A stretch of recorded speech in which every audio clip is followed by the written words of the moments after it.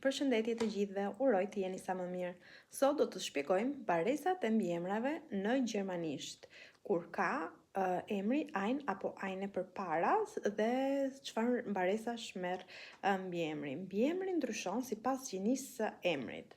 Prandaj ai do të marr atë mbaresë që ka artikulli i emrit, nëse është der, di apo das. Prandaj duhet të dini. Ideja kryesore në gjermanisht mbiemri merr mbaresën e artikullit, nëse është der do marri er, nëse është di do marri e dhe nëse është das do marri es.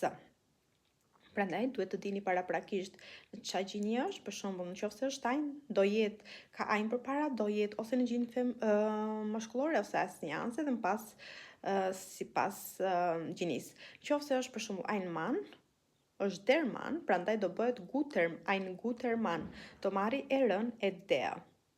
Pra mashkullorja merr erën. Nëse është i gjinisë femërore, eine Frau do bëhet eine gute Frau, sepse është die Frau. Dhe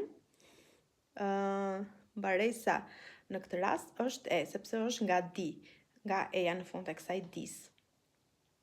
Pra, femërorja do marri gjithmonë e, mbiemri në gjinin femërore. Këtë duhet ta dini.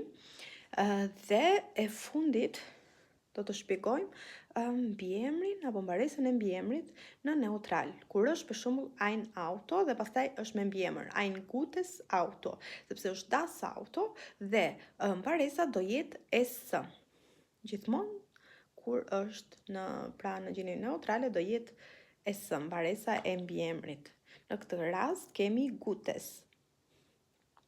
Do bëjmë dhe një përmbledhje të thjesht, pra i gjinisë femërore do marri e, eine gute Frau, dhe me ein do marri ose r ose es.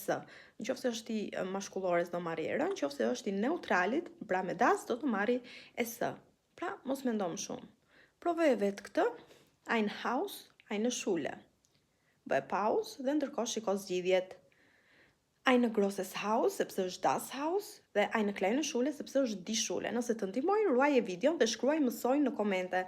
Mos harro të bësh subscribe për mbështetje. Ciao!